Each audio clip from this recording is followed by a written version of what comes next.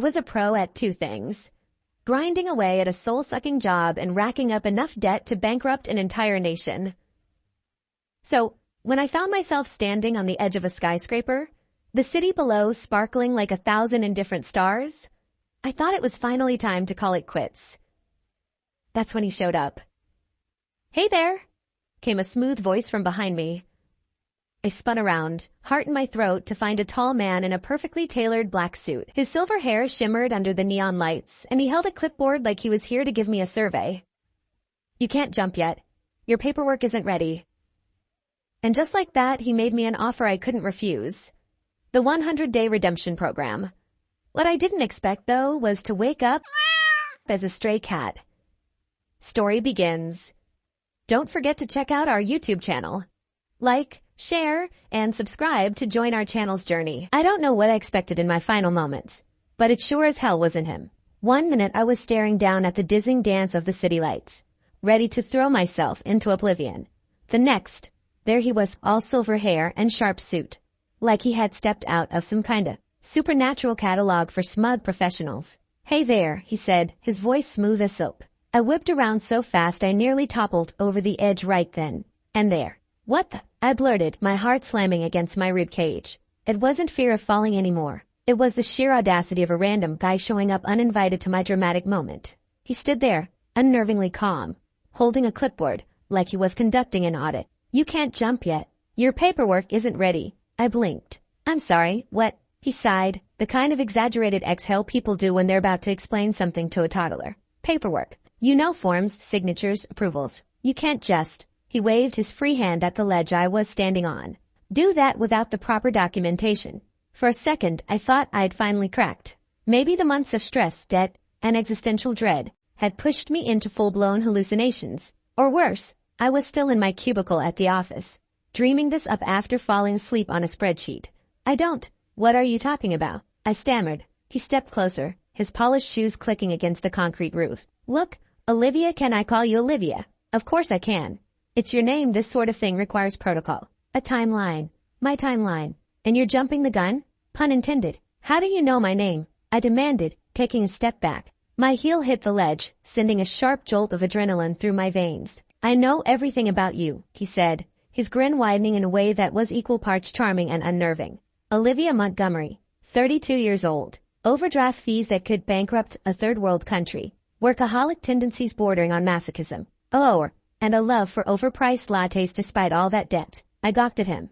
Are you stalking me?" He laughed, a low, rich sound that sent shivers down my spine. "Stalking? No, nothing so pedestrian. Let's just say it's my job to keep tabs on people like you." "People like me," I repeated, anger bubbling up beneath my confusion. "What the hell is that supposed to mean?" He held up the clipboard like it was some kind of holy relic. "This," he said, tapping a pen against it, "is your file. And according to my records, you're scheduled for a dramatic turning point in about...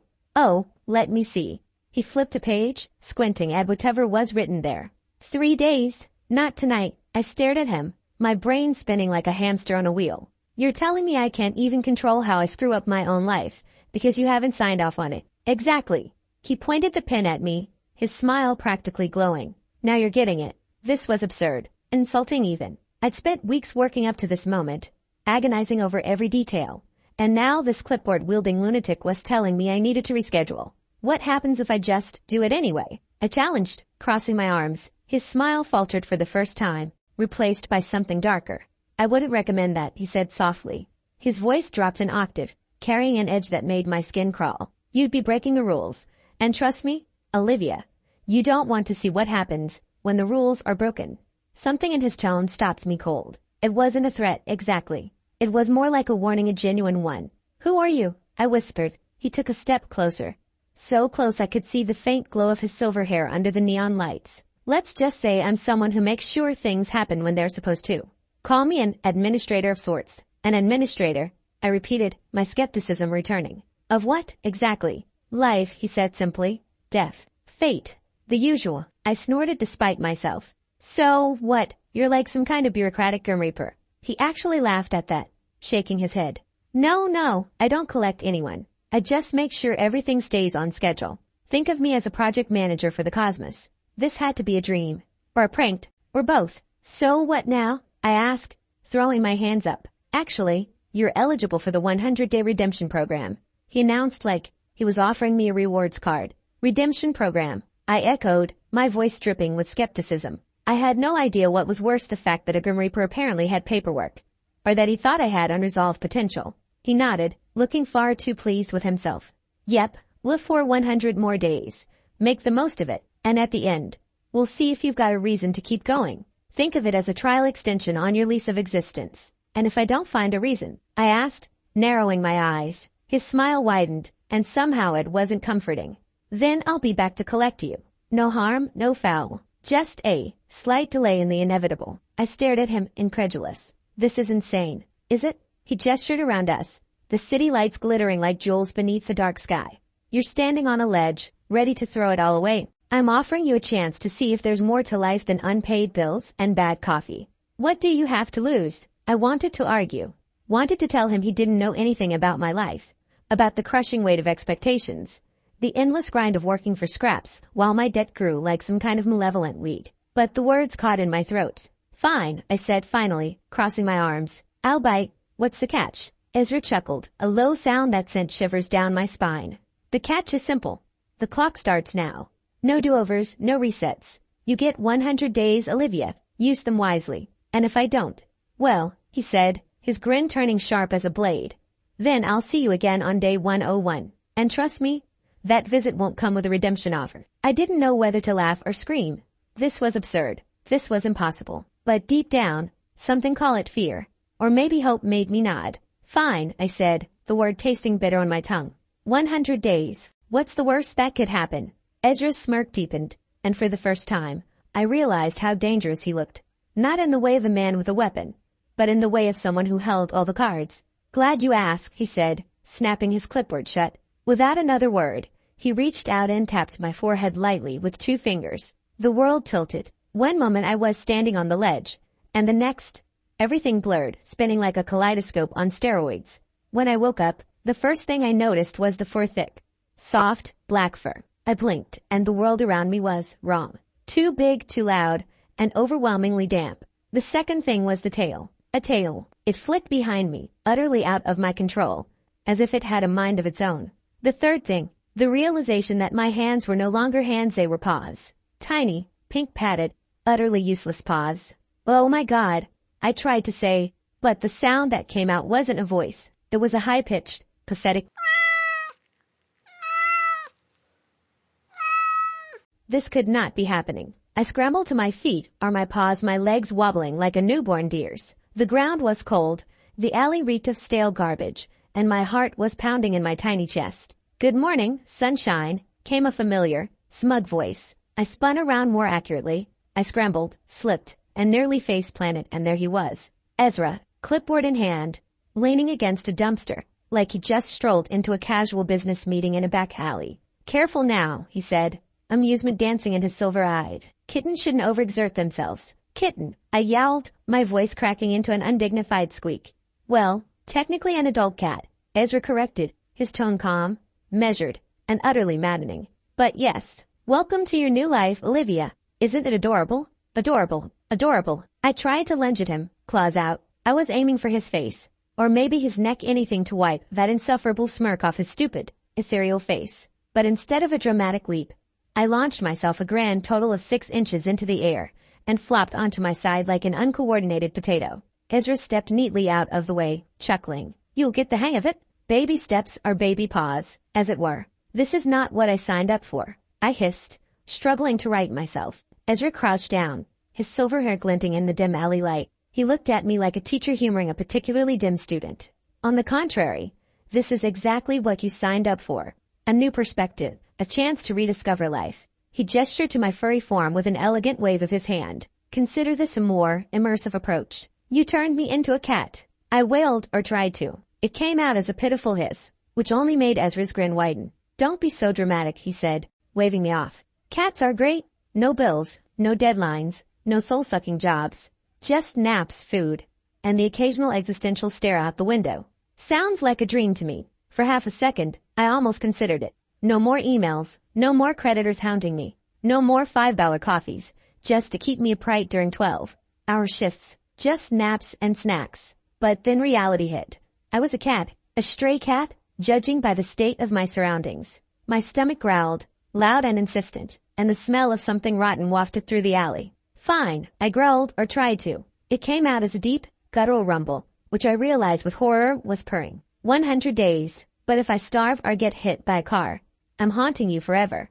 Ezra's grin deepened, and he tipped an imaginary hat. Deal. Good luck, Olivia. You're going to need it. Before I could hurl more feline insults at him, he vanished into thin air, leaving me alone in the alley with nothing but my thoughts and my insufferably twitchy tail. Day 1. A rough start. Day 1 of being a cat was nothing short of catastrophic.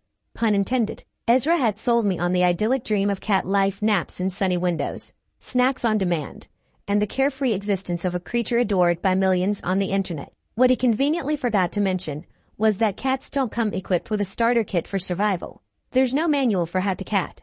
And as it turns out, my instincts were either faulty or non-existent. The day began with hunger gnawing at my stomach like a rabid squirrel. Ezra had dumped me in some grungy alley, the kind that smelled of stale beer and despair, with nothing but a body I didn't know how to use and a world that suddenly seemed 10 times larger and more hostile. That's when I spotted it, my salvation. A pigeon, fat and oblivious, pecking at crumbs on the cracked pavement. Breakfast. I crouched low, my tail twitching with what I hoped was predatory grace, and took a tentative step forward.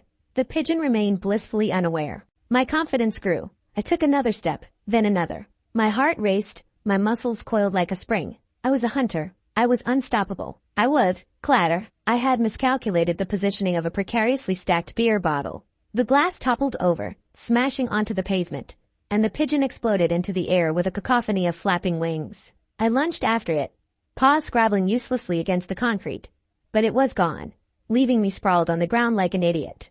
Great, I muttered under my breath. I can't even catch a dumb bird, but I wasn't about to give up. Hunger has a way of stripping away dignity. Pigeon after pigeon evaded my clumsy attempts.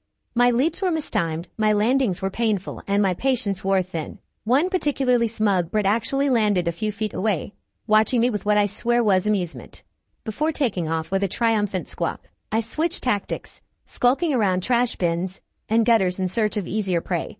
A scrawny rat darted past, but the second I gave chase, it turned and hissed at me with a ferocity that sent me scampering back in terror. Seriously, I yelled, or rather yowled. You're supposed to fear me. By late afternoon, my stomach felt like it was trying to devour itself, and my ego was in shreds. My once pristine fur was caked in grime. My tail was sore from slamming it against a metal trash can, and my limbs felt like jelly. As the sun dipped below the horizon, painting the city in hues of orange and pink, I limped back toward the alley where Ezra had dumped me. My grand dreams of feline independence had withered into bitter resignation. I was empty-bellied, humiliated, and thoroughly disillusioned with the whole being a cat thing. That's when the universe decided to add insult to injury. A car roared past, hitting a puddle at just the right angle to send a wave of icy, muddy water cascading over me. I stood there, drenched and shivering, as the car disappeared into the distance without so much as a backward glance. Of course, I muttered. Why not? I stumbled into the alley, curling up beneath a dumpster that smelled like rotting cabbage, and glared up at the darkening sky. This is what you call redemption, Ezra. I hissed through chattering teeth. You smug, clipboard-carrying jerk. I hope you choke on your bureaucratic nonsense. The stars twinkled down at me, indifferent to my suffering. And so, I lay there, cold, miserable, and questioning every decision that had led me to this moment.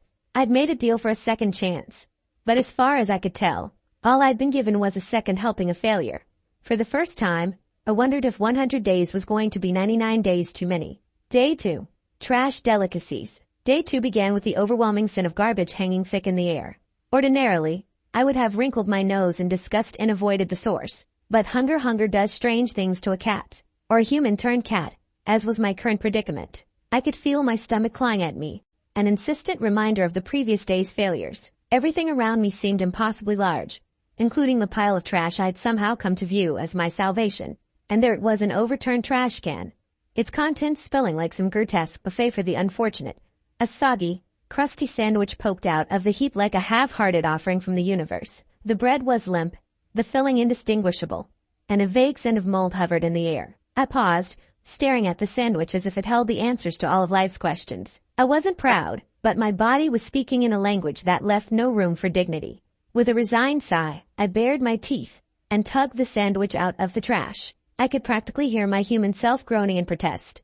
But at that moment, all I could think about was the growl of my stomach. The first bite was, well, less than appetizing. The bread was damp, the lettuce slimy, and something suspiciously tangy about the mayonnaise threatened to revolt my senses. But hunger overruled every other thought. I powered through, gagging slightly but somehow grateful for the reprieve from the gnawing emptiness inside me. By the time I finished the sandwich, I felt like I'd just downed a 5-star meal. Sure, I probably should have gotten food poisoning, but at least I wouldn't starve today. At least there was some small, fleeting satisfaction in knowing I wasn't totally helpless. The rest of the day was a series of humiliations wrapped in fur. The alleyways felt like battlegrounds, and the stray cats who roamed them were merciless. First, there was the tabby, whose coat looked like it had never known a decent bath. It padded towards me with the air of a conqueror, its tail held high like it owned the entire block. I wasn't sure if I was supposed to bow or just roll over, but I certainly wasn't about to let it walk by without some form of protest. I hissed, my fur bristling as I puffed myself up to look bigger than I was. The tabby stopped.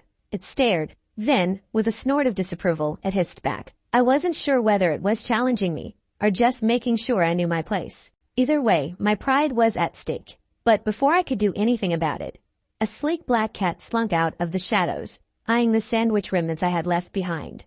Oh no, you don't, I growled, not that it came out as anything but a pitiful yowl. I surged forward, claws outstretched, ready to defend what little I had left of my meal. The black cat smirked, or at least it looked like a smirk, and swiped at me, sending me tumbling backward into the alleyway's gravel.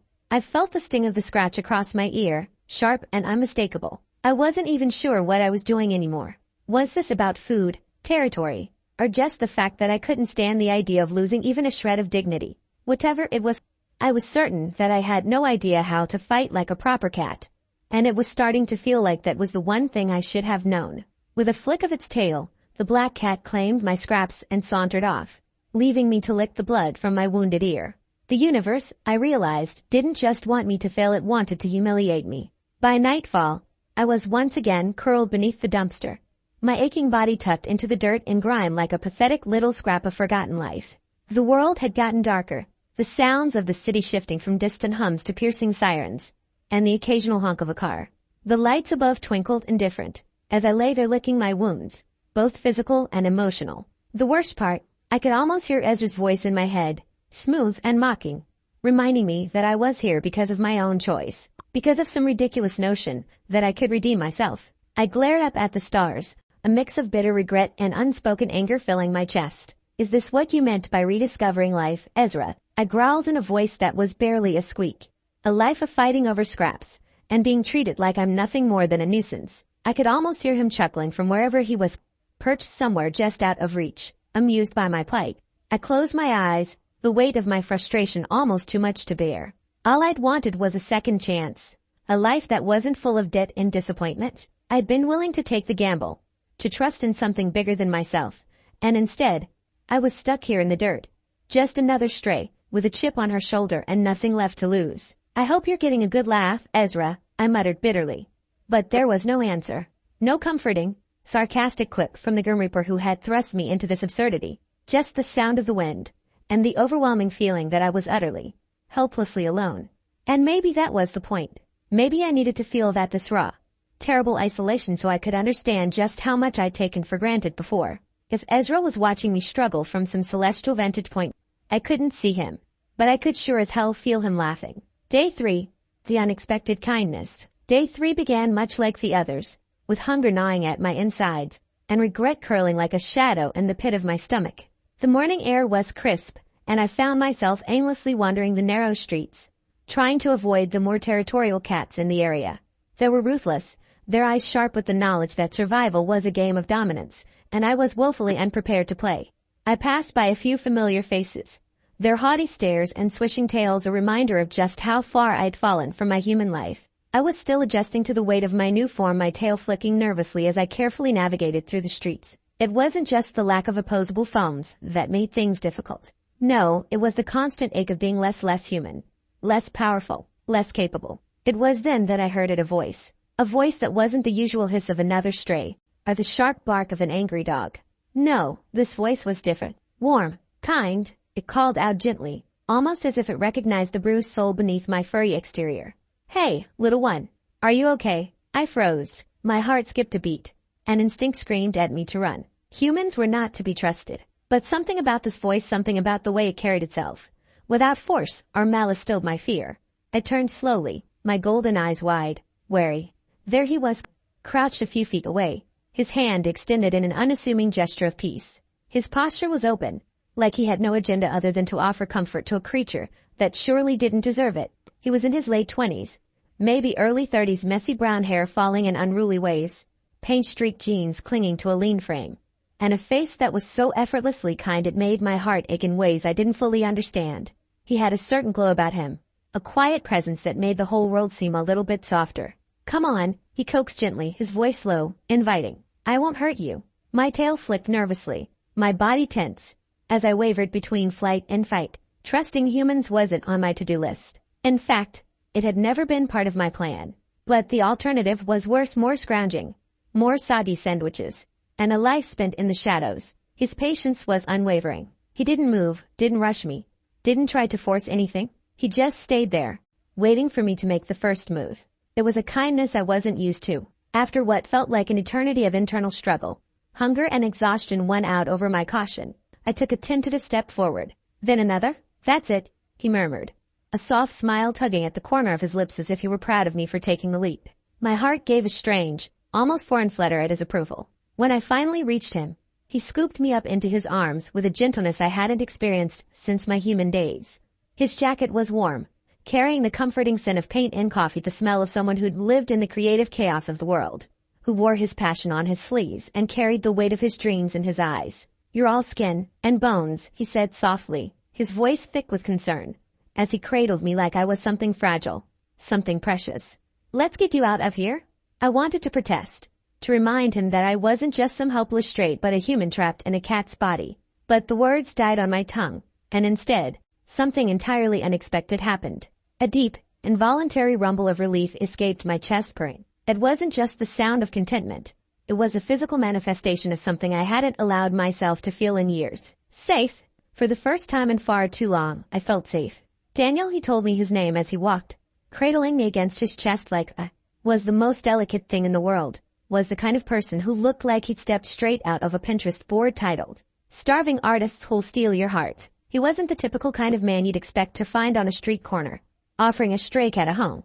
But there he was, tousled brown hair that always seemed to have been styled by the wind, and eyes, God, those eyes. They weren't just warm, they were kind, in a way that made me forget everything I thought I knew about humans. They spoke volumes of compassion, understanding, and a strange, unspoken sadness. He wasn't a perfect person, and he certainly wasn't the savior I had imagined in my more idealistic moments.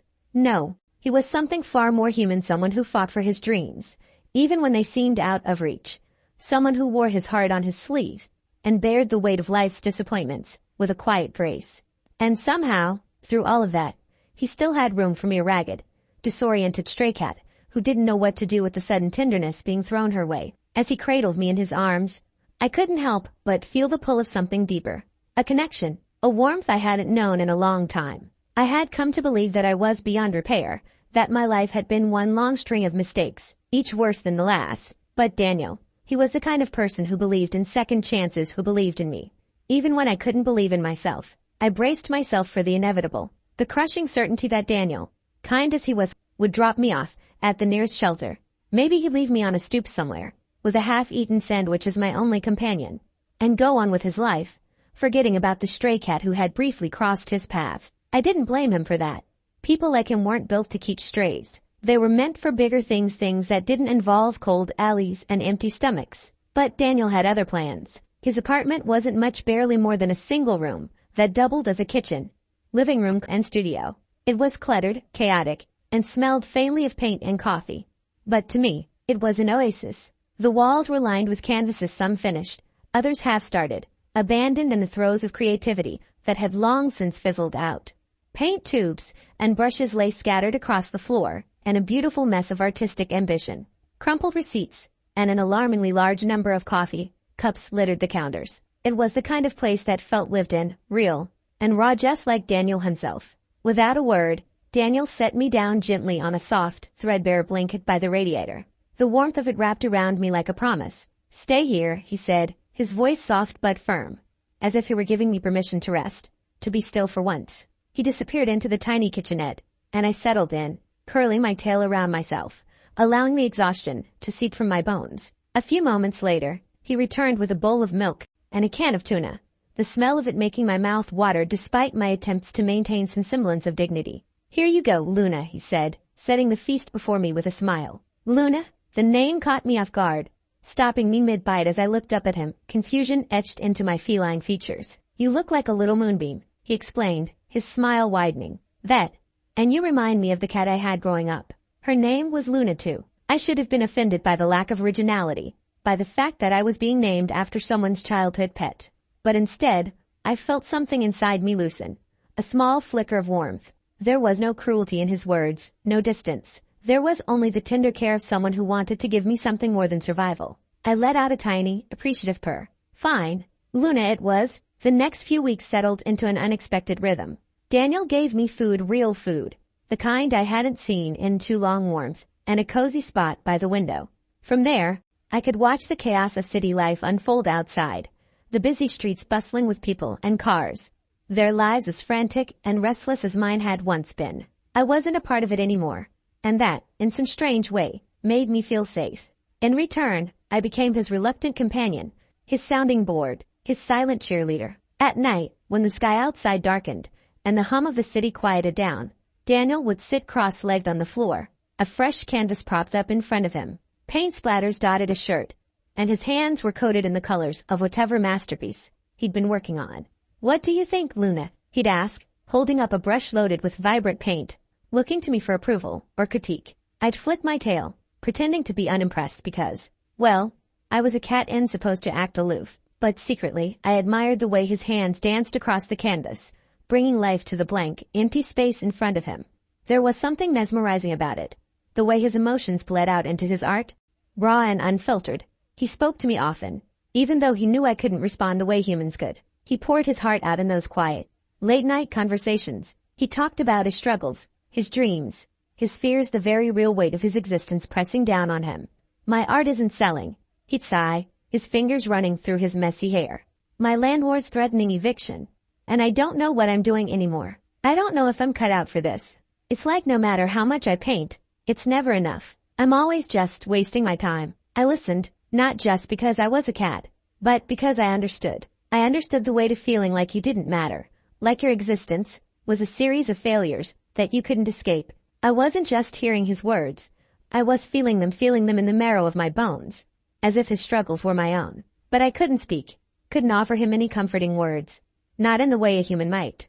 All I could do was sit beside him, offering what little comfort a cat could provide. And so I meowed softly, bumping my head against his arm in the only way I knew how to say, "I'm here. I'm listening." He smiled faintly, his eyes losing some of their sadness as he scratched behind my ears. "Thanks, Luna. You're a good listener." I knew he thought I was just a cat. But what he didn't know, what he couldn't possibly know, was that I wasn't just listening. I was learning about him, learning about the weight of the world through his eyes. And, maybe more importantly, I was learning about myself. I was learning that being a cat wasn't just about naps and tuna and the occasional mouse hunt. It was about finding the parts of yourself that had been buried under layers of disappointment and loss. And maybe, just maybe, Daniel and I weren't so different after all. We were both searching for something to hold on to, something to believe in. And for the first time in a long while, I wasn't sure if it was the city that had saved me or Daniel. Being a cat wasn't all heartwarming moments and artistic inspiration. In fact, it was far more unpredictable, full of random bursts of energy and mischief that were entirely unplanned. And sometimes, just sometimes, it involved causing complete chaos for the sheer joy of it. Take, for instance, the incident of the coffee mug. It had started like any other afternoon. Daniel was at his rickety art desk, his focus intense as he studied a half-finished canvas. The soft hum of the city outside filtered in through the cracked window, mixing with the occasional clink of his paintbrush against the palette. He had just poured himself a steaming cup of coffee, his ritual, his lifeblood, and set it dangerously close to the edge of his desk. The mug sat there like a forbidden treasure, taunting me with its aromatic promise. My eyes locked onto it, my tail flicking with the kind of detonation that only a hungry cat could muster. Coffee. It was something I'd only tasted once, and it had been glorious. How could I resist? My instincts, the ones I never knew I had, took over in that moment. In one smooth, almost graceful leap, I pounced toward the mug. My tail swished like a rebellious flag, betraying my excitement. But in my eagerness, I misjudged the distance, my paws brushing against the table's edge. And then it happened. Crash! The mug tipped over in slow motion, as if the universe itself were savoring the moment. The steaming liquid splattered across the canvas like a liquid explosion, turning Daniel's painstakingly worked masterpiece into a dark swirl of browns and blacks. It wasn't art anymore. It was a mess, a catastrophe. I froze mid-leap, wide-eyed and heart racing. There was no getting out of this one. The coffee, the canvas, everything was ruined. I could practically hear the scolding already in my mind. I braced for the fury, for the disappointment. This was it. I was about to get kicked out of my cozy spot by the radiator and sent back to the cold, unforgiving streets. But then Daniel turned, and instead of the expected reprimand, his lips twitched, and then they curled upward. A deep, full laugh rumbled from his chest, one that filled the room with warmth, despite the mess I'd just made. "Luna," he said, his voice tinged with amusement, though there was an edge of exasperation beneath it. He held up the mug's handle, which somehow had remained intact despite the chaos that had unfolded. The ceramic was still warm to the touch, but it didn't seem to matter anymore. The damage was done. I stood there, stunned, as he wiped the canvas with a cloth, dabbing at the spilled coffee with a calm that only deepened my sense of guilt. Surely, he'd at least yell at me, or at the very least, scold me with some well-placed sarcasm. But no, he just laughed, and laughed harder. "You've got a knack for improvisation," he said, grinning that lopsided smile that had become my favorite thing in the world. "Maybe I should let you take over this project." I blinked, still unsure if I was dreaming, or if this was some strange twist of fate where I'd caused an irreversible disaster, and instead of punishment, I was being praised. He leaned back in his chair, still chuckling as he glanced over at the damaged canvas. "Well, if nothing else, Luna, you've given me something to think about. Modern art, right? Messy, unpredictable, but undeniably expressive." I couldn't believe what I was hearing. I had ruined his painting, his work, and all he could do was laugh and make light of it. The absurdity of it all left me speechless for a long moment. There was no anger in his eyes, no frustration in his tone, only an unshakable, almost absurd optimism. For the first time since becoming a cat, I felt a flicker of something deeper than just being a nuisance or an inconvenience. In that moment, I realized I wasn't just a cat causing havoc in his life. I was part of something bigger. Maybe not a grand, philosophical thing, but something that had meaning to Daniel. "I swear, Luna," he said with a sigh, still grinning as he wiped away the last remnants of the coffee. "You've got me second-guessing everything I thought I knew about art. Maybe the best pieces are the ones that spill over, the ones that defy expectations." It wasn't just the mess that had gotten to him, it was the way I'd thrown him off balance. It was the unexpected, the unplanned chaos that had momentarily disrupted his carefully curated life and filled it with laughter instead of annoyance. I sat down, my tail flicking lazily behind me as I processed his words. Maybe this wasn't such a bad gig after all. Maybe my feline instincts weren't so useless if they could make him smile instead of frown. After all, in that moment, I had turned a catastrophe into a moment of connection. And wasn't that what life was all about? Daniel leaned forward again, his smile softening as he met my gaze. "Well, Luna," he said, his voice quieter now, almost reflective, "if nothing else, you remind me that sometimes the best moments are the ones we didn't plan for." And that, I realized, was the real lesson here, that sometimes chaos wasn't something to fear. It was something to embrace. Another chaos, the pizza caper. There are moments in life, or in my case, in my brief existence as a cat, when you make a decision that feels entirely right in the moment, but leaves you questioning everything afterward. It was one of those moments when I decided that Daniel's dinner, specifically the fresh, glorious slice of pizza he carelessly left on the table, would be mine. It had started like any other evening. Daniel had been working on a painting, his usual blend of frustration and inspiration evident in his furrowed brow. He was distracted, as always, by the chaos in his head. He had a habit of forgetting things when he was consumed by creativity, and that night, his forgetfulness was my gain.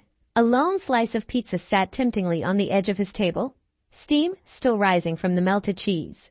The scent, heavenly, I could practically hear it calling to me. My stomach growled, not from hunger, mind you, but from pure, feline curiosity. This wasn't just any pizza. It was his pizza, and there was something deliciously wrong about the idea of taking it. I stared at the slice for a moment, calculating my approach. My paws twitched as I batted it once, testing the waters. The slice slid with a slight flicker of resistance, and then, freedom. The pizza was on the floor, right where I wanted it. My claws sank into the crust, my teeth tearing through the cheesy delight like I'd never tasted anything so perfect. It was like a food-induced nirvana, a savory blend of sauce and cheese that I could never hope to replicate, not in my lifetime as a human nor as a cat. But then, after devouring the glorious slice, something inside me shifted. Maybe it was the lingering taste of marinara on my tongue, or perhaps it was just my mischievous nature. But I suddenly had an idea, a brilliant idea, one that only a cat with a penchant for chaos could have come up with. I looked at the leftover pizza crust and then, inexplicably, at Daniel's sneakers. The decision was made. Without hesitation, I grabbed the greasy remnants of the pizza with my mouth, dragging it across the floor. The marinara left a trail in its wake, like a breadcrumb path of guilt. But I didn't care. I had a mission. The sneaker, an old, battered thing, much loved by Daniel, was the perfect hiding spot. I shoved the crust into it, pressing it down with my paws, carefully making sure it nestled snugly into the shoe. The pizza was concealed, the evidence hidden in plain sight. I sat back, admiring my work with a smug little purr, my tail flicking contentedly. It was a masterpiece of feline sabotage. What would Daniel do when he found his dinner was gone and his favorite sneaker was suddenly home to pizza remnants? As if on cue, the front door creaked open. Daniel was back. I heard his voice drift through the apartment as he removed his coat, completely unaware of the gastronomic crime I had just committed. A few moments later, I heard his footsteps. I licked my paws innocently, pretending to be a perfectly well-behaved cat who hadn't just committed one of the greatest culinary heists of the century. The first thing he noticed was the missing pizza. His brows furrowed in confusion. The second thing, the faint trail of marinara leading to the very shoe I had claimed as my stash. He crouched down, inspecting the scene with a mixture of disbelief and amusement. And then, with a resigned sigh, he reached into the shoe. "Really, Luna?" he asked, his voice a blend of exasperation and reluctant amusement. He held up the desecrated sneaker, like a trophy.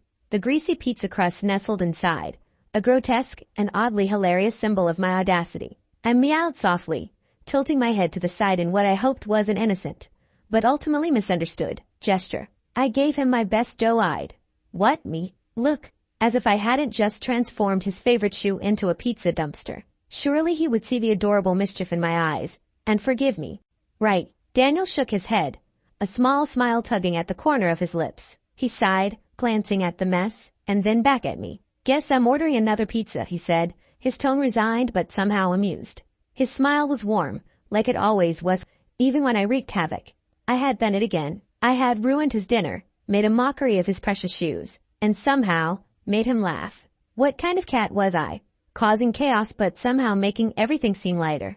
As he disappeared into the kitchen to place the order, I lay down on my back, staring up at the ceiling. There was no denying it. I might have been a tiny ball of destruction, but Daniel didn't seem to mind.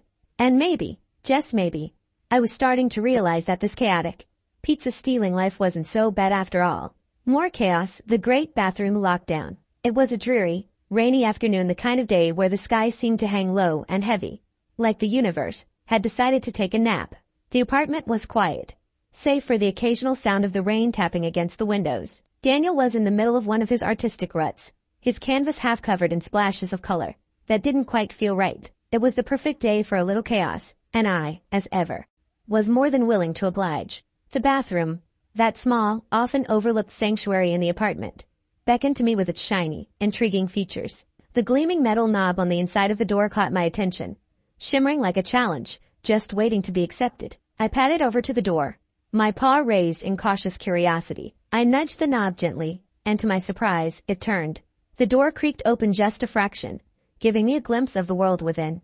The cold, smooth tiles, the gleaming porcelain toilet that swirled seductively when you pulled the lever, and the mysterious cabinet filled with bottles and scents. That made my nose twitch. The bathroom was a small, enclosed world, and for reasons I couldn't quite understand, I felt compelled to explore it further.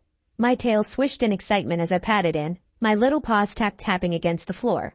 I pressed my nose against the cabinet door, sniffing the mysterious smells that wafted out. A bottle rattled on the shelf, and I immediately shoved it back. My curiosity piqued. I was so engrossed in my exploration that I didn't notice how I had shifted my position, How I had nudged the door closed behind me with the slightest touch of my paw. The click of the latch was a sound I should have feared, but instead, it filled me with a sense of intrigue. I turned back to the door, pawing at the smooth, cool surface, only to realize with mounting panic that it was locked. Locked! I pawed frantically at the door, mewing and hissing in frustration.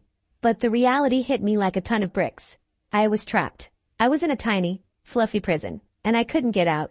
A sinking feeling settled in my belly. The bathroom was fascinating, sure, but it wasn't nearly as fun when you couldn't leave.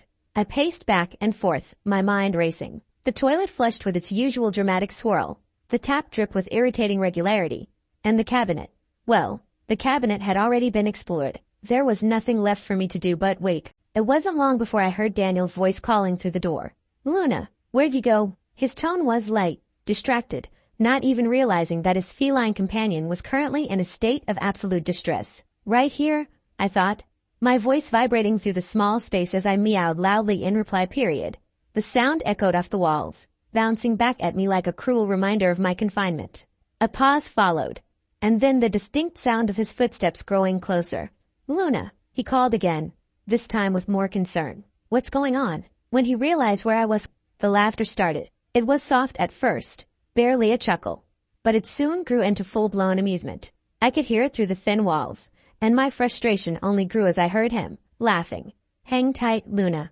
I'll get you out," he promised, still chuckling. I could hear the sound of him rummaging around, and my heart sank. I was in the bathroom, alone, and my best chance of escape was a butter knife. Sure enough, a few moments later, I heard him return to the door, and I could practically hear his grin. "Let's see if we can fix this," he said, as if attempting to open a bathroom door was the simplest task in the world. The next 10 minutes felt like a small eternity. I paced nervously, meowing my frustration into the silence.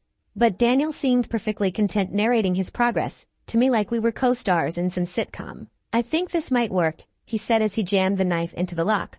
"Hold tight, Luna. You're going to be free in just a second." I meowed again, but it came out more like a helpless whine, desperate to get out. Was this what I had come to? Trapped by my own curiosity, I cast a resentful glance at the knob. Never again, I promised myself. Never again would I touch the door without thinking. Then, with an almost anticlimactic click, the door finally swung open. The world rushed in, and I bolted out as fast as my little legs could carry me, a blur of fur and indignation. I darted straight up Daniel's shoulder, practically climbing him in my eagerness to escape the tiny, cold prison.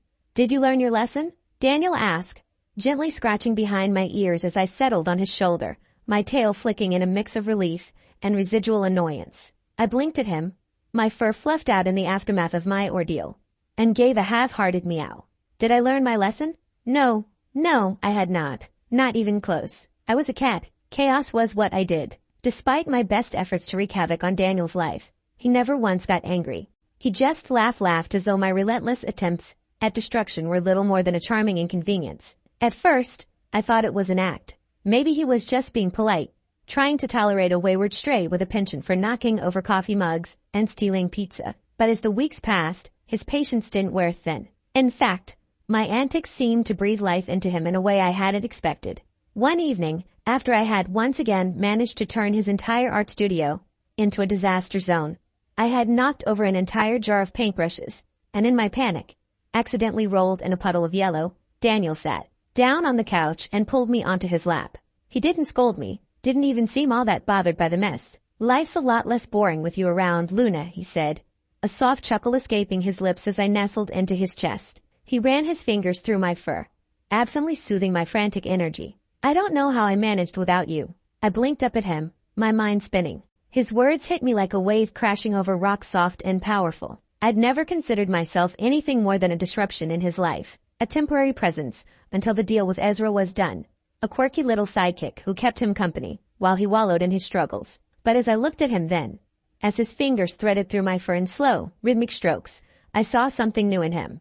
There was a warmth in his eyes now, a light that hadn't been there when I first stumbled into his life. When I had met Daniel, he had been like a fading photograph, the edges of his joy and hope worn down by time and circumstance. He talked a lot about his art, about how he wanted to make it big. But there was a hesitation in his words, a sadness that clung to them, like the paint on his brushes. But now, his laughter came more easily. I heard him humming as he painted, a small but significant sound that filled the apartment with an air of lightness. He started leaving the apartment, walking with more purpose than I'd ever seen before. He met with friends, he visited galleries, something he hadn't done in months. I could see the change in him, a gradual shift from the heavy, silent sadness to something softer, more vibrant, more alive. And with every step, I felt myself growing attached to him in ways I hadn't anticipated. I wasn't just a cat anymore. I was something more. Something that had a place in his world. And damn it, I was starting to care about him. Not just the way you care about a person who feeds you and gives you a warm spot by the radiator. It was deeper than that. It was the way he laughed when I made an absolute mess of his living room. The way his tired eyes softened when he looked at me, like I was the answer to a question he hadn't realized he was asking. The way he shared his dreams, his frustrations, his fears, and somehow, in doing so, made me feel less alone in my own chaotic little world. But it wasn't just the way he cared for me, it was the way I started caring for him too. Caring wasn't part of the deal. The deal had been clear, at least when Ezra made it. Rediscover my purpose, understand why life was worth living, and then return to my human self with the wisdom I had gained. Simple, right? But as the days passed, the situation grew murkier. I found myself more invested in Daniel's life than my own, more caught up in his struggles and triumphs than in the purpose I was supposed to be seeking. When he muttered about not selling enough art, I'd curl up next to him, purring loudly until he smiled. The sound of his laugh, though soft and weary, was like a balm to my soul. When he burned yet another batch of pasta, his cooking skills leaving much to be desired, I'd bat at the dangling string of his hoodie to make him laugh, to remind him that even in the smallest messes, there could be joy. And when he sat by the window at night, staring out at the city like it was too big and too cruel, I'd nuzzle his hand, reminding him he wasn't alone. The more I cared, the harder it became to ignore the ticking clock. Each day was another step closer to the end of my time with him, and the thought of leaving felt like a weight pressing down on my tiny chest. It wasn't just the comfort of his warmth, or the way he fed me when I was hungry, or even how he let me roam free and wild within his small world. It was something deeper, something I hadn't been prepared for, the connection we shared. I had been searching for something, some grand revelation to justify all the suffering I'd endured in my previous life. And now, here it was, in this quiet apartment with this quiet man. Daniel was my answer, not because he was perfect, but because he was real. He was flawed, unsure, battling demons of his own. But he cared. He didn't ask for much, and he didn't expect perfection. And that was exactly what I needed. Someone to care about, someone to care for me in return. But as the days wore on, the reality of the bargain I had made with Ezra loomed larger. I had less than 50 days left. I had no idea how I would return to the life I had known. Would I go back to my old job, my old routines, my old, empty existence? Or was I meant to take the lessons I had learned in the small, messy world and apply them somehow to the life I had once led? I didn't know. But what I did know, deep down, was that the clock was ticking, and I couldn't stop it. Not even with all the purring, nuzzling, or mischievous antics I could come up with. And then came the evening that changed everything. It was a night like any other, cold rain tapping gently against the windows as Daniel sat cross-legged on the floor, surrounded by his paints and sketches. His latest piece, of vibrant, chaotic mix of blues and yellows, the kind of piece that seemed to explode with emotion, was spread out before him, demanding his attention. It wasn't finished yet, but I could see the passion in his eyes as he worked, the way his hands moved over the canvas as if it was a part of him.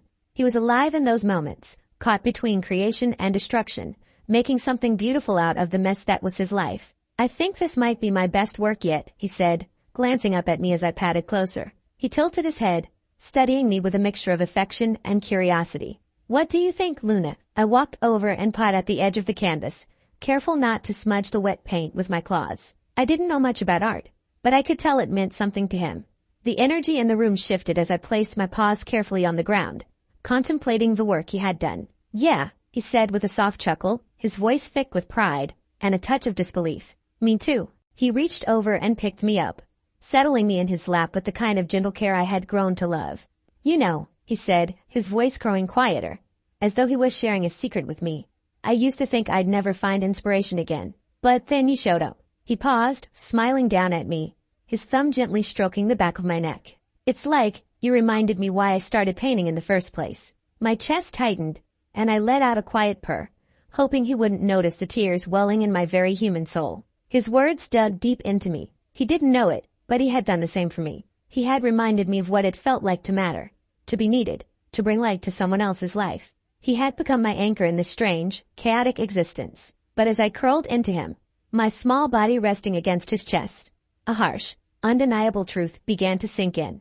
What happens when my time is up? The thought was a cold knot in my stomach. The contract with Ezra was clear. 100 days. No more, no less. I couldn't stay. And though I had learned so much, experienced so much, there was still a part of me, the part that clung to this world, this life with Daniel, that didn't want to go back. For now, I pushed the thought away, burying it under the weight of the warmth I felt in Daniel's arms. I savored the moment, drinking in the safety and comfort of the present.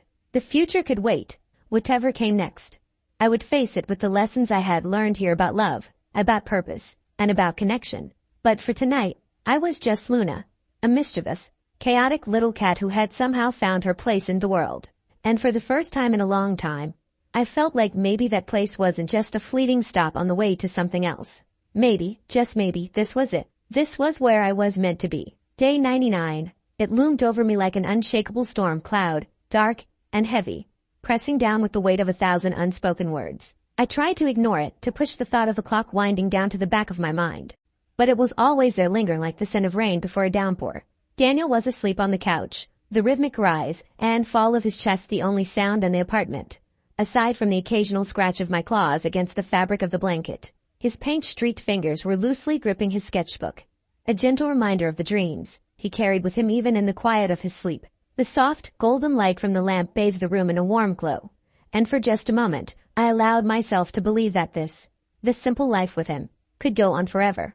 But forever was a fantasy. Ezra would be here tomorrow. His presence would shatter the fragile peace I had found. He'd come with his clipboard and that smug, infuriating smile, ready to close the chapter on the strange, messy life I had built. And when he did, it would be over. No more nights curled up by the window with Daniel.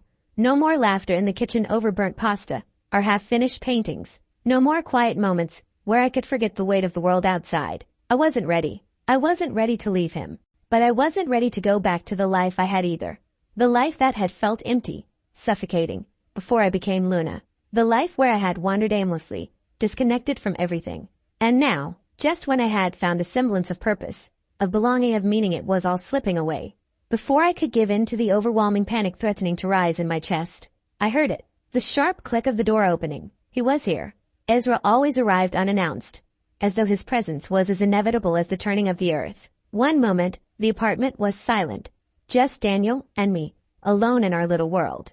And the next, there he was lounging casually in the doorway, like he had all the time in the world, and had simply decided to grace us with his presence. "Hello, Olivia," Ezra said, his voice as smooth as silk, each syllable dripping with the kind of cold assurance that made my skin crawl. I froze, heart pounding in my chest. Daniel stirred on the couch, mumbling something inaudible in his sleep, his body shifting slightly but not waking. I didn't move. I couldn't. The storm inside me had already begun to rage, and the sight of Ezra standing there always so calm, so in control, only made it worse. I leapt off the couch, my fur bristling with a mixture of irritation and fear. "Keep it down," I hissed, my voice sharp, though it was barely above a whisper. "You'll wake him." Ezra smirked, that infuriatingly self-assured grin curling at the corner of his mouth. He raised his hands in mock surrender, the picture of false innocence. "Relax. I'm not here to blow your cover," he said, glancing toward the couch where Daniel remained obliviously asleep. "He's a deep sleeper anyway. Convenient for sneaking out unnoticed." I bristled at the thought of sneaking away, of betraying the only person who had truly seen me in all my chaos and vulnerability. "I'm not sneaking anywhere," I snapped, my tail flicking in agitation. Ezra's eyes flicked to me with an almost imperceptible shift in his expression. The game had shifted, and he knew it. "No." He let the question hang in the air for a beat before continuing. "Clock's ticking, Olivia. Day 100 is almost here. Time to make your decision." His words cut through me like a blade, cold and sharp. The clock was ticking. My time here, with Daniel, was running out. The weight of the choice before me pressed down harder with each passing second, and I was choking on the uncertainty. I had thought I knew what I wanted, what I needed, but now, in the face of Ezra's ultimatum, I was lost. How could I choose between the life I had now, with all its mess and love and chaos, and the life I once had, the one I had been so desperate to escape? Ezra took a step closer, his presence swallowing the warmth of the room. "It's simple, Olivia. You can return to your old life, the one you walked away from. The one that left you empty. Or, he continued, his tone softening ever so slightly, you can stay here and give up the chance to ever return to being human. But you can't have both. I wanted to scream, to tell him to leave us alone, to let me have this one last moment of peace before he ripped it all away. But all I could do was stare at him, my heart hammering in my chest, my mind racing, each possibility swirling in my head like a storm. Think about it, Ezra said, his voice laced with something dangerous. Your days are numbered, and when the clock strikes 0, you'll have no choice but to return. No more Daniel. No more this. His words hung in the air, suffocating me with their finality. As Ezra's words echoed in the silence, I looked back toward the couch, toward Daniel, who remained blissfully unaware of the storm that was about to descend on us both. He was my anchor in this madness. He was the reason I had begun to feel, to care, to belong. And now, with the end drawing so near, I had to decide, did I want to go back? Or was this the life I was meant to live? I had spent so many years searching for meaning. But now, I wondered if the answer had been right here all along, in the small, chaotic apartment with a man who had shown me what it meant to be alive. I took a shaky breath, fighting the lump in my throat. The decision wasn't easy. And maybe it wasn't a decision I was ready to make. But day 100 was coming, whether I was ready or not. And when that clock finally hit 0, everything would change. I stood frozen, Ezra's piercing gaze fixed on me, weighing my words like an ominous scale tipping toward some uncertain future. My heart raced, a cacophony of conflicting emotions, swirling inside me: fear, hope, resolve. Every inch of my being screamed to cling to the only life I had known for the past few months, to stay in the small, messy apartment, to stay with Daniel. I glanced back at him, his sleeping form a peaceful contrast to the chaos I was about to unleash. Daniel, who had become my anchor, the reason I had rediscovered what it meant to feel alive again. He had brought color back into my world, had shown me what it felt like to matter, even as I had been trapped in a cat's body. His steady breathing filled the silence, reminding me of everything I had found since that fateful day when I had become Luna. The warmth of his arms, the sound of his laughter, the way he had quietly rebuilt himself from the ashes of his own despair. For the first time in what felt like forever, I knew what it meant to belong. To someone, to something. I don't want to go back, I said, the word steady, but my voice betraying the deep knot of emotion in my chest. Ezra's silver eyes narrowed, calculating, as if he were trying to assess the sincerity of my decision. His lips twisted into that infuriating smirk of his, a mocking thing that never seemed to reach his eyes. You're sure about that? No more human comforts. No Netflix, no takeout, no opposable thumbs. The weight of his words hung in the air, and for a fleeting moment, I questioned myself. Could I really give up everything that came with being human? The freedom, the experiences, the choices, the simple pleasure of holding a cup of coffee in my hands, of walking on 2 feet, of living like a human. But as I looked back at Daniel, his quiet presence, his unspoken need for me, I knew my answer. I'm sure, I said firmly, my voice no longer wavering. I've already found what I was looking for. Ezra steadied me for a long moment, the smirk fading, replaced with something else, something almost thoughtful. For the first time since I'd met him, I saw a glimmer of recognition in his eyes, as if he understood the depth of the choice I was making. The decision wasn't just about me. It was about Daniel. It was about the life I had built in the small, chaotic corner of the world. Ezra sighed, his lips curling into an amused yet resigned grin. All right, he said at last, standing up straighter. Wish granted. Relief washed over me like a tidal wave, the heavy burden lifting from my chest. I took a deep breath, prepared to thank him, to embrace whatever came next. I had made my choice, and I would live with it. I would stay, and everything would be fine. But then, before I could even speak, Ezra's voice sliced through the calm. With one small adjustment, he added, his tone far too casual for my liking. A chill ran down my spine, my first standing on end in instinctive warning. What adjustment? I asked, my voice shaky despite my resolve. Ezra's eyes sparkled with something mischievous, dangerous even, and before I could react, he snapped his fingers. The world around me shifted. The ground beneath my paws tilted, as if the very fabric of reality was warping. The familiar sights of the apartment blurred. The walls, the furniture, and even Ezra seemed to ripple like a painting in a rainstorm. I stumbled, my claws scrabbling uselessly against the hardwood floor as I tried to regain my balance. But the world spun faster, my stomach twisting as dizziness gripped me. And then, it stopped. I blinked rapidly, trying to clear my vision. But everything seemed to be wrong. The floor beneath me felt so much further away than it had before. My paws, no longer beneath me, seemed smaller. and the space in front of me, once so familiar, now loomed large. Confused, I looked up. But when I did, I wasn't looking up at Ezra anymore. I was looking down at him. My heart dropped to the floor with a sickening thud. I staggered back, trying to make sense of the image in front of me. Ezra, the same Ezra who had towered over me, now seemed so much smaller, his sharp features closer to my level. The absurdity of it all hit me like a wave, my brain struggling to process the disorienting change. Ezra, utterly unfazed, stood before me with a smug look that only deepened my panic. "Congratulations," he said, gesturing toward me with a flourish. "You're still a cat, but now you can talk." I blinked again, the words echoing in my mind like a bad joke. "What?" I managed, my voice sounding strange, yet strangely familiar. My mouth, once silent, now moved with the precision of human speech. "I gave you a little gift," Ezra continued, crossing his arms, his tone too casual for my liking. "You still get to keep your cat form, your feline agility, your grace, your adventures. But now, you can finally communicate with your precious human." I stood there, processing his words as a wave of disbelief washed over me. This was too much. I had been prepared to face the consequences of my choice. But this wasn't what I expected. "I can talk," I said again, still struggling to wrap my head around the concept. I looked down at my paws, the familiar claws, the soft fur that covered my body, and then back at Ezra's amused face. He raised an eyebrow, watching my reaction with something akin to amusement. "Yes, Olivia, you can talk. Think of it as a small compromise. You still get to have the life you chose. But now you can speak with Daniel." Finally, my breath caught in my throat as the enormity of his words hit me. A cat who could talk.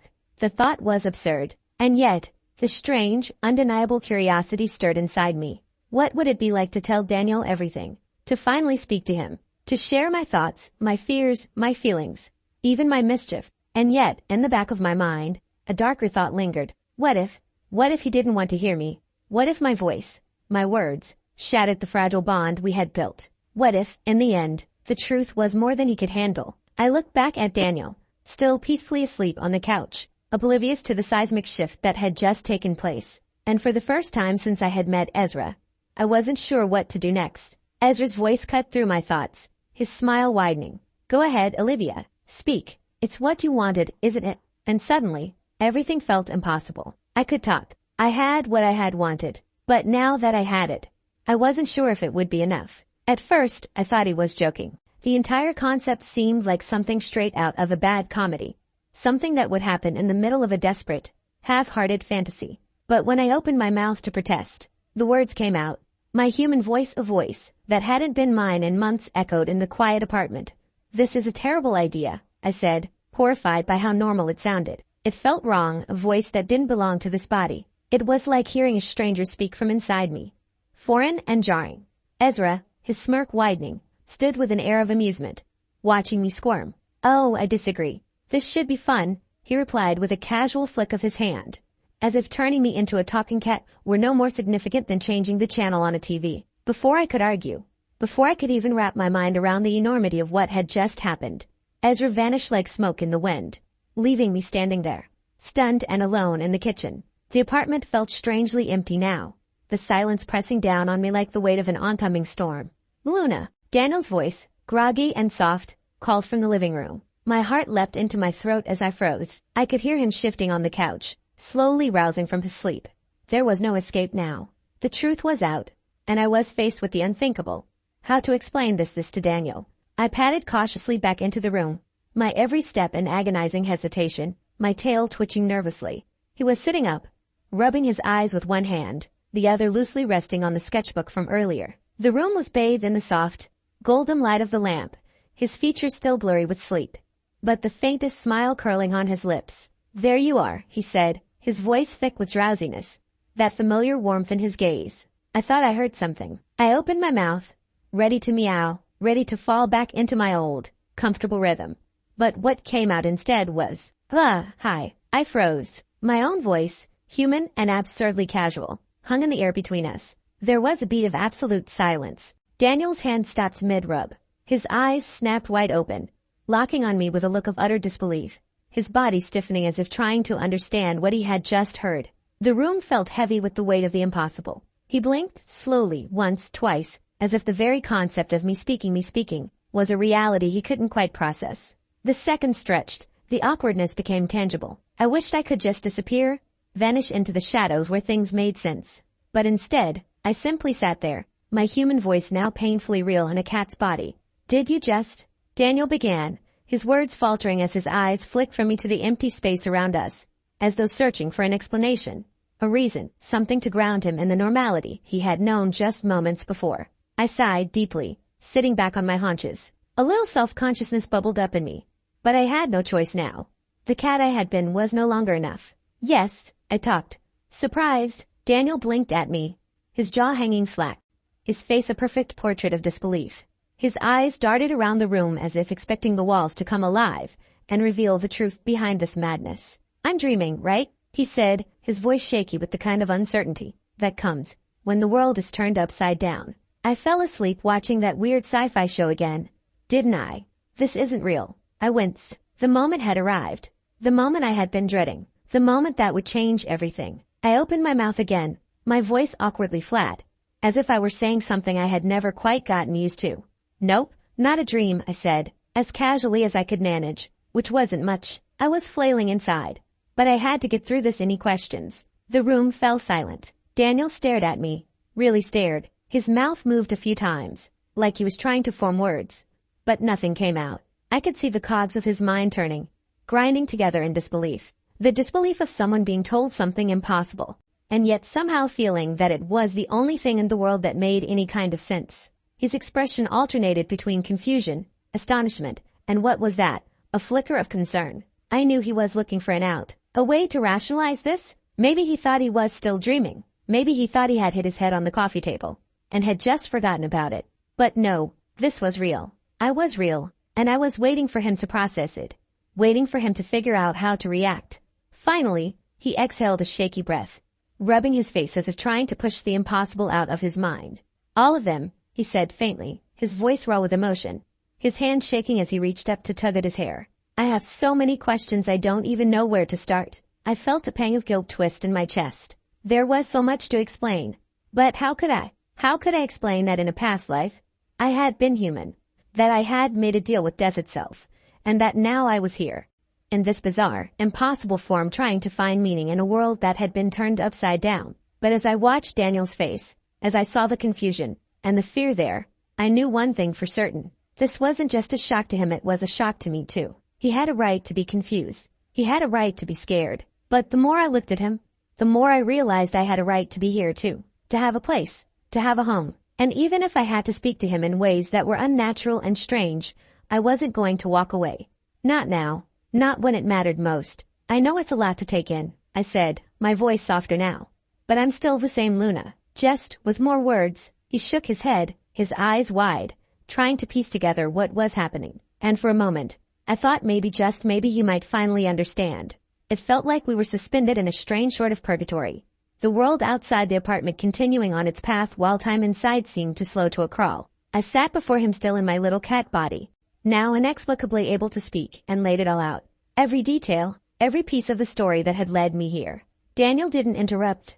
He didn't ask questions at first, just listened with wide, disbelieving eyes, his hands trembling slightly as they gripped the edge of the couch. When I reached the part about my deal with Ezra the Reaper, who had come to collect my soul, and offered me 100 days in a cat's body as a chance at redemption, he just stared at me in silence. It was as though the universe had shattered around him. And now, there was only this impossible, chaotic truth hanging in the air. You're telling me, he said slowly, as if the words were foreign to him, that the stray cat I found on the street is actually a former office worker who made a deal with death. Pretty much, I said, curling my tail around myself in an effort to calm my nerves. This wasn't easy for either of us, but I knew there was no going back now.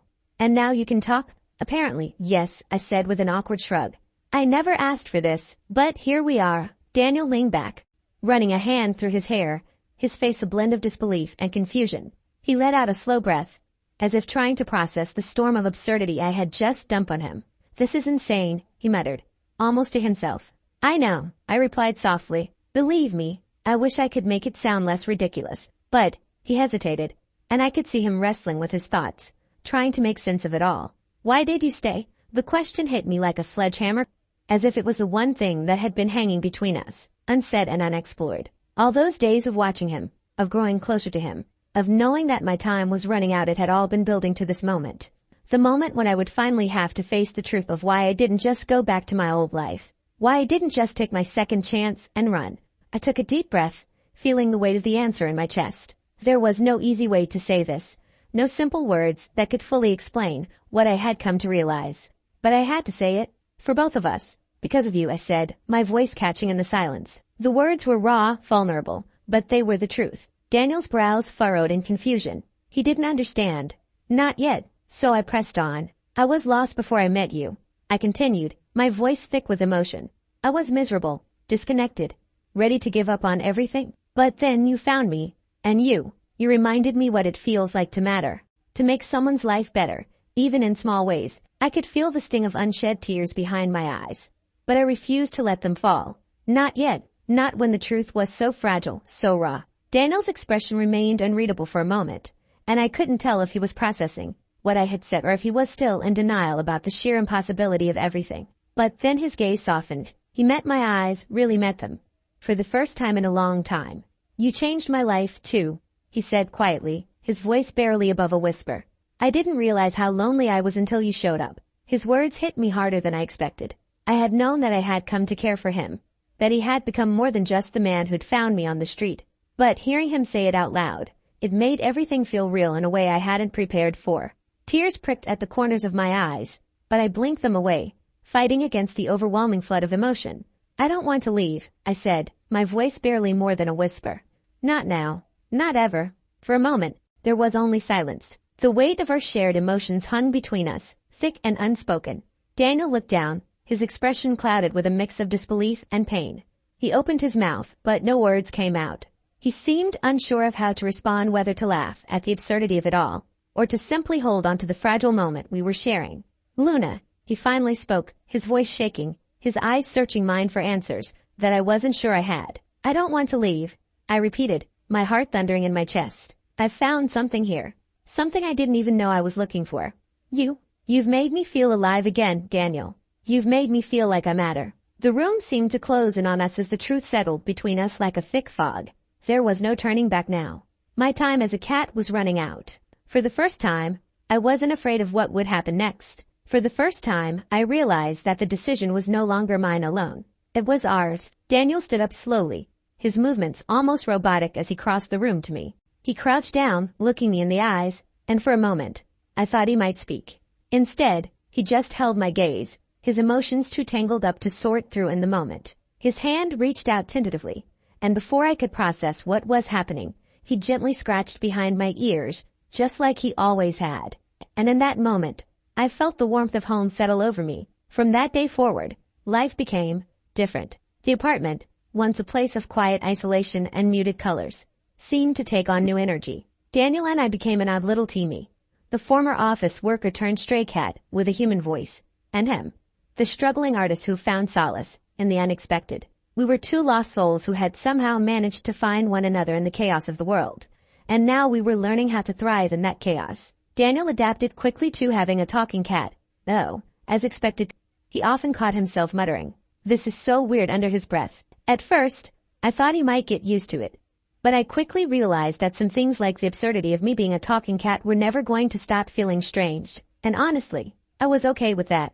It kept things interesting, kept us both on our toes. I, in turn, had to learn a new kind of communication, one where words didn't always help, but presence did. I wasn't just a companion anymore. I was his sounding board, his cheerleader, and, at times, his harshest critic when self-doubt threatened to swallow him whole. When he stared at his half-finished canvas, wondering if he had any talent left, I would jump up onto his desk and bat at his paintbrush until he laughed. And when his fingers trembled at the thought of opening a gallery invite, I'd curl up in his lap, praying as if I were giving him the courage he needed to take the first step. But there were times when I was more than just his playful distraction. There were moments, in the quiet dark of his apartment, when the weight of the world seemed too much for him to carry alone. He would sit by the window, his gaze lost in the city lights, and the heaviness of his thoughts would fill the space between us. During those nights, I would climb onto his shoulder, as if offering my small, furry body as a comfort. I'd nuzzle his cheek, my silent way of telling him that no matter how much he doubted himself, he wasn't alone. Together, we navigated the strange, chaotic, beautiful mess of life. one day at a time. There were days when the future seemed impossibly far away, when the next paycheck or the next big break felt like a mirage. And there were nights when Daniel poured his soul onto a canvas, creating something that was so raw, so pure, that I almost couldn't bear to watch. But then I would see him smile genuine and unguarded, and I knew that, despite the struggles, we were exactly where we needed to be. And then there was Ezra. Maybe he had forgotten about me. Maybe he just moved on to the next soul, the next deal. There were moments when I thought I heard him, or felt his presence at the edge of my mind like a faint whisper, or a shadow flickering, just out of view. But each time, I would shake it off, knowing that he wasn't coming back. Not for me, not for us, because sometimes, the best endings aren't really endings at all, they're just new beginnings, wrapped in fur, and painted in the colors of love and second chances. Daniel's art started to sell, slowly, at first, but steadily. The first gallery showing was a small one, a cramped space filled with people who didn't understand his work, but appreciated it nonetheless. And when Daniel stood there, surrounded by strangers, his face flushed with the thrill of having his work acknowledged, I couldn't help but feel proud. He had come so far from the man who had doubted his talent, who had questioned whether he was even worthy of pursuing his dreams. But he didn't do it alone. We had done it together, me as his quiet observer, his confidant, the small creature who had once been a shadow in his life, and now had a voice, a presence, and a place in his heart. Some nights, after everything had quieted down, Daniel would sit in the dim light of the apartment, surrounded by his paintings, a glass of wine in his hand, and his thoughts swirling in his mind. I would jump onto his lap, my paws landing softly on his legs as I curled into a ball. He would smile down at me, his fingers absent-mindedly scratching behind my ears. You know, he'd say softly, his voice barely above a whisper, I don't know what I'd do without you. I'd purr in response, leaning into his touch, wishing with all my heart that this moment could last forever. Because deep down, I knew that it wasn't just about finding my purpose anymore. It was about finding the bond we had forged together.